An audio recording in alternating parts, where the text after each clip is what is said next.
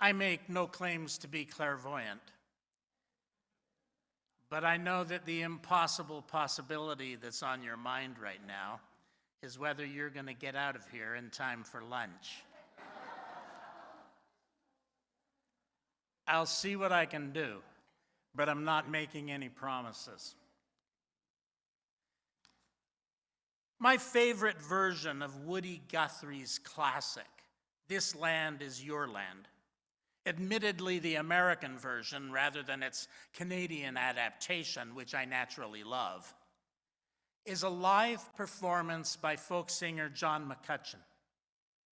He sings it beautifully, accompanied by an auto harp, in that call and response method so popular among the folk singers of my childhood, engaging the audience so that their voices emerge as a harmonic drone in the background, giving the performance texture and power. If you were at the coffee house last night, you would have learned that this effect can be achieved by either the accordion or 2 fiddles, and I might add the bagpipes if you can only sing loud enough to compete. But human beings singing together can also provide this drone line. Anyway, I love this particular rendition of the song for both its simplicity of arrangement and its depth of tone.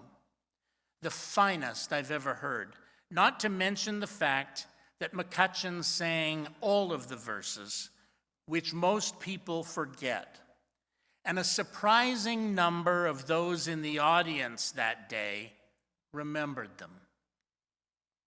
But one of the reasons I am so fond of this particular rendition is John McCutcheon's introduction of the song, which is as entertaining and profound as the song itself.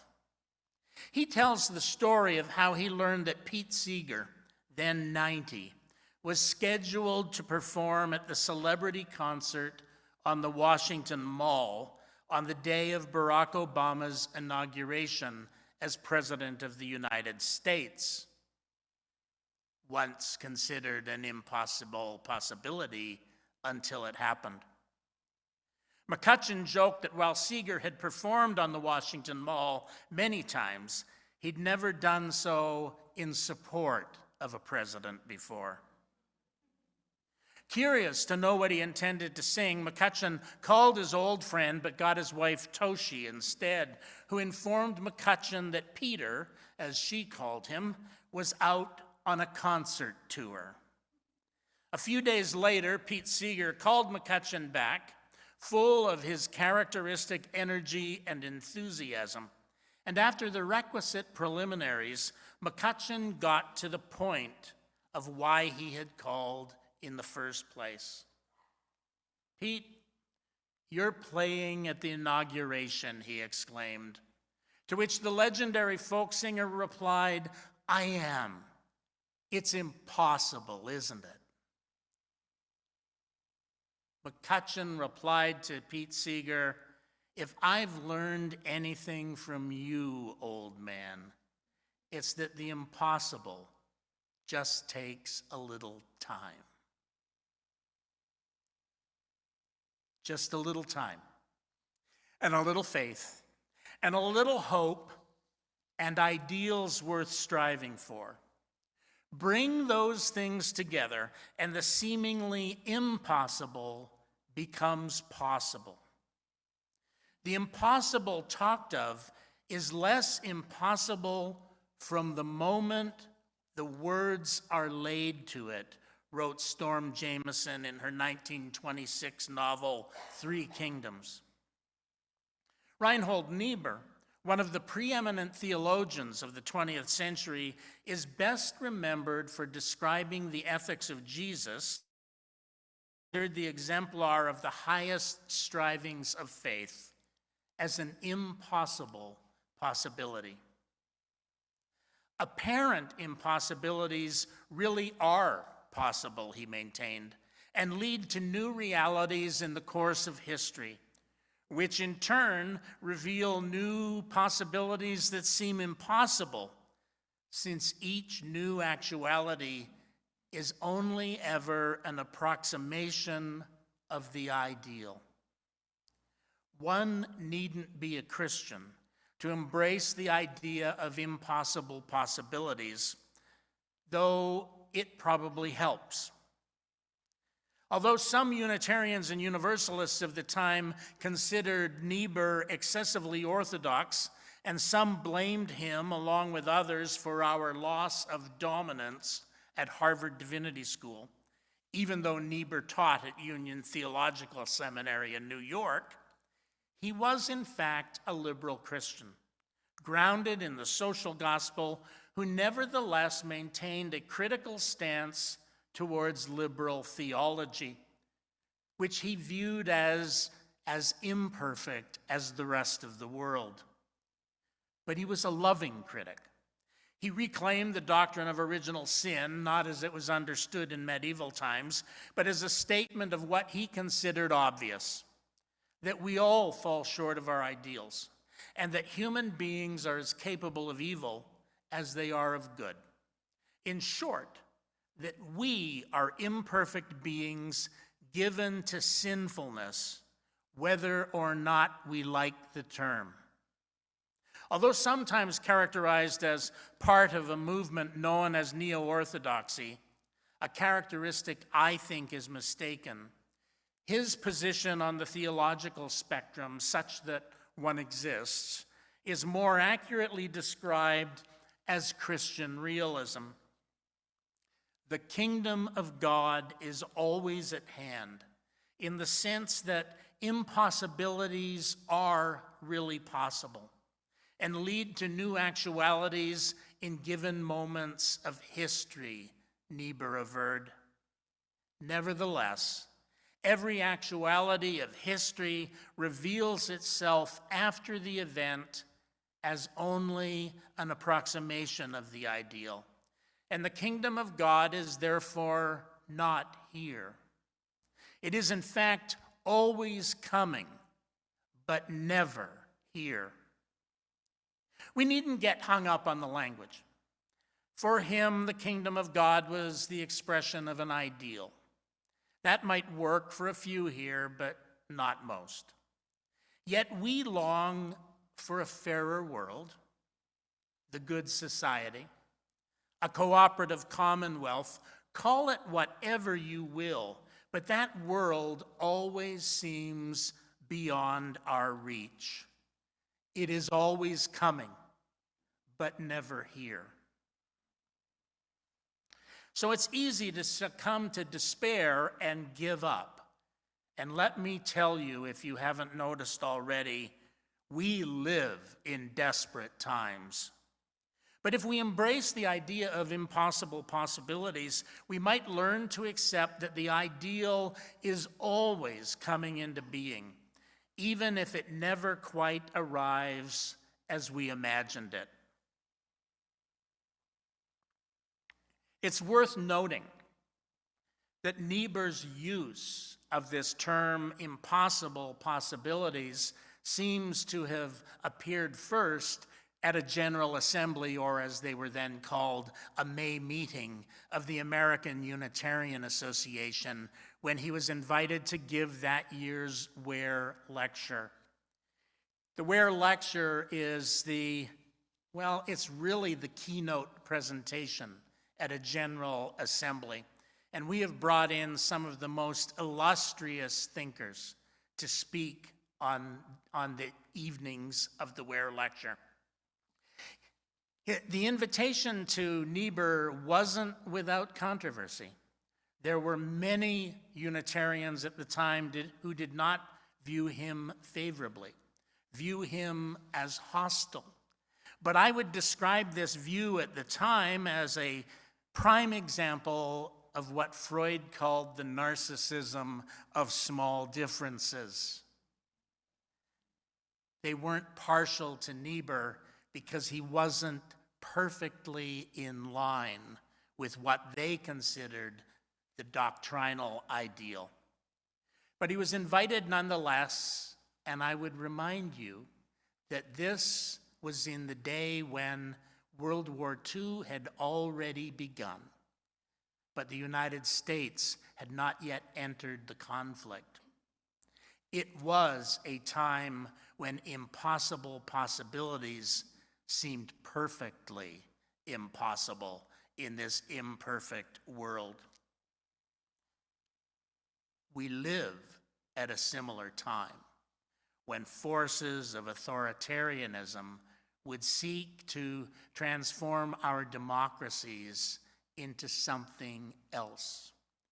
We live at such a time when people have lost faith in the goodness of life despite its imperfection, and maybe no longer have the confidence to believe that we can push back forces of oppression and authoritarianism, the vices of racism and sexism, and once again reclaim that nudging towards the kingdom of God, the good society, the cooperative commonwealth, call it whatever you will, the pathway that we were on to a better world.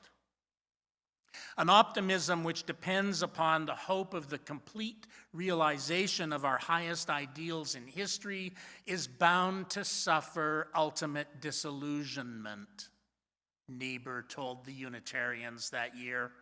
All such optimistic illusions have resulted in such a fate throughout history. And yet, at the same time, he noted that the beauty and meaning of human life are partially revealed in ideals and aspirations which transcend all possibilities of achievement in human history.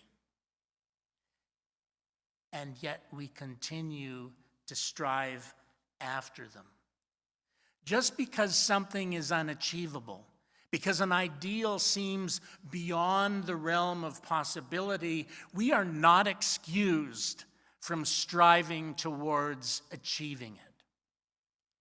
Just because we may think we will not live to see it achieved does not exonerate us from the demand that we live towards it. None of us will live to see a perfect world, but all of us can contribute to the world's perfection. It's a paradox. It's one of the great paradoxes at the heart of all profound religion. The mystery of life is comprehended in meaning, though no human statement of the meaning can fully resolve the mystery. And yet, we see intimations of it. When we think about it long enough and deeply enough, we can name many impossible possibilities that have been realized. In every case, there is some new possibility, some grander ideal to which, let me find my place, to which each realized possibility points. There I am. Both individually and collectively, we are on a journey of becoming. And while we never quite arrive at our destination, we can find purpose in seeing it on the horizon. If we reach back to the 2nd century before the Common Era, we can see the Maccabees reclaiming Jerusalem and the subsequent rededication of the Second Temple. The story of Hanukkah says there was not enough oil to keep the lamps aglow for 8 nights. And yet, in the end, the lamps remained lit. A miracle, perhaps? Something that could be explained scientifically? Merely a legend? We'll never know. But the story gets told of an impossible possibility being achieved. And it has led to a festival of light in the middle of the winter, in the middle of our winter at least. and to an aspiration of a better world that might come to be. A world of light and justice and hope. And so, in the words of the song, we light one candle for the wisdom to know when the peacemaker's time is at hand. Or think back to Nelson Mandela's release from prison in 1990 after 27 years of unjust incarceration. 4 years later, he was president of South Africa. But it was an impossibility in the years that led up to it. And I can vividly remember that day. I can't tell you the exact day, and I'll confess that I had to look up the year, but I can feel the moment still when I first heard that Mandela had been released from prison. I can still feel the joy, the astonishment, after years of the dream of his freedom was, well, an impossible possibility. Who could have known that the then president of South Africa would have such a dramatic change of heart and that he would be able to contrive South African affairs in such a way that the release of this noteworthy individual, arguably one of the greatest individuals of the 20th century, would be released from prison? I can still feel it today. I can still remember what I did. I was giddy that day, filled with joy, weeping copiously, and I called my wife at work to tell her the news. And then I dug out the soundtrack from the Broadway play Sarafina. The play soundtrack is better than the movie soundtrack. And I listened to it all the way through, and then again, and then again, and then again.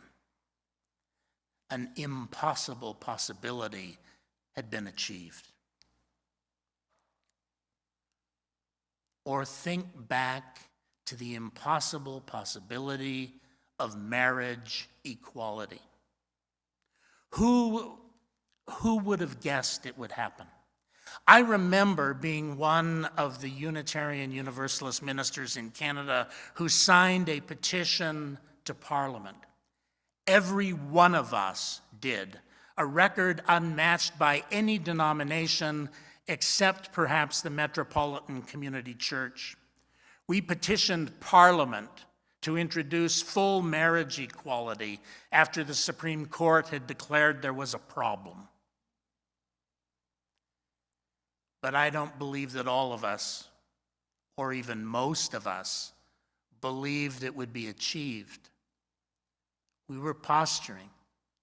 We were pushing the government to move towards marriage equality, never dreaming that it might actually happen.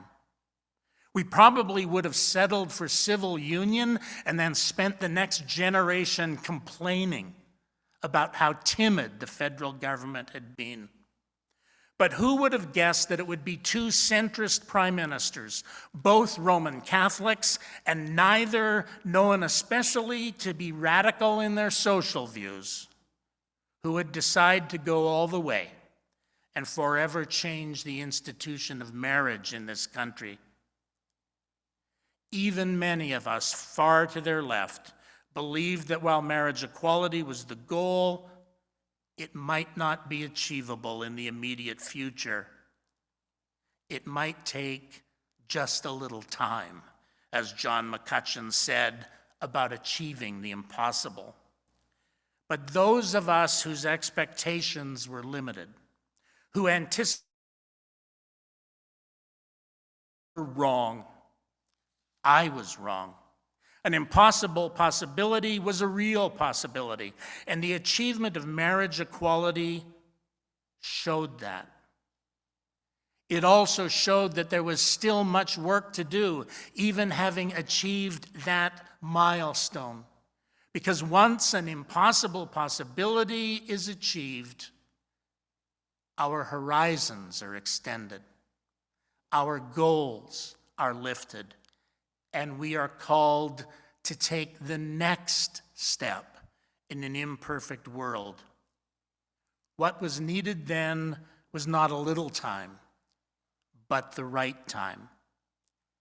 And the right time had come. In the age in which we live, the impossible is every day losing ground, declared the 19th century mystic Anne-Sophie Swetschine. I believe she was right then, and I believe this is true now, despite the setbacks, despite the perils, despite all the gloomy signs on the horizon. The impossible loses ground every day, and the possible comes to fruition.